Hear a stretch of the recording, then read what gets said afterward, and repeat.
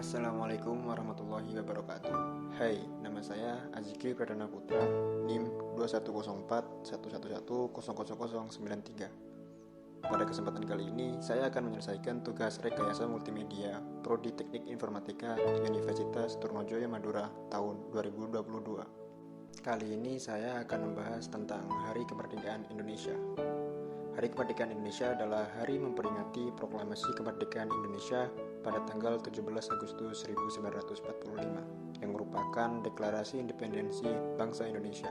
Proklamasi kemerdekaan bagi suatu bangsa dan negara merupakan suatu hal yang sangat istimewa dan tak ternilai harganya.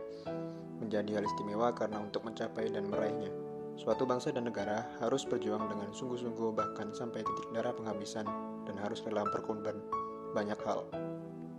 Sejarah singkat. 1. Pertemuan di Dalat.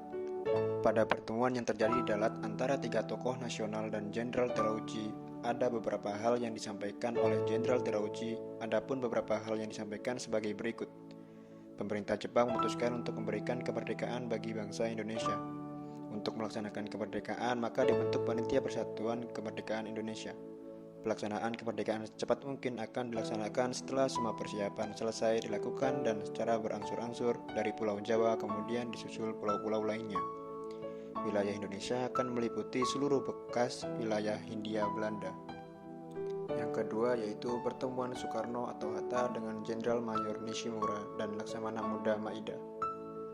Soekarno dan Muhammad Hatta kembali ke Jakarta setelah semua urusan di Dalat selesai.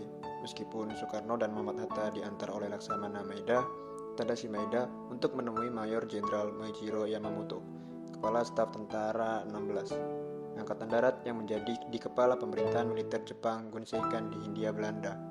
Pada awalnya, pembacaan proklamasi akan dilaksanakan di lapangan Ikada, tapi karena alasan keamanan kemudian pelaksanaan pembacaan proklamasi dipindahkan ke kediaman Presiden Soekarno di Jalan Pegangsaan Timur nomor 56. Yang ketiga yaitu naskah teks proklamasi. Berikut teks proklamasi yang asli dan teks proklamasi yang otentik.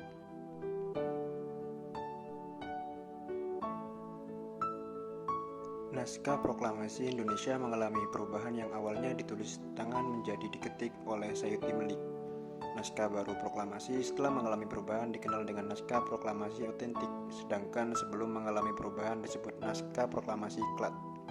Arti penting proklamasi bagi bangsa Indonesia. 1. Merupakan puncak perjuangan bangsa Indonesia setelah berjuang selama berpuluh-puluh tahun sejak 20 Mei 1908. 2. Sebagai informasi bahwa negara Indonesia telah melepaskan diri dari kurungan penjajahan bangsa lain. Yang ketiga, sebagai titik balik untuk mencapai tujuan nasional bangsa dan sebagai titik awal lahirnya Negara Kesatuan Republik Indonesia.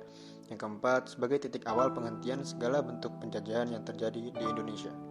Terima kasih telah menonton video ini. Jangan lupa klik subscribe, like, and comment. Sekian dari saya. Wassalamualaikum warahmatullahi wabarakatuh.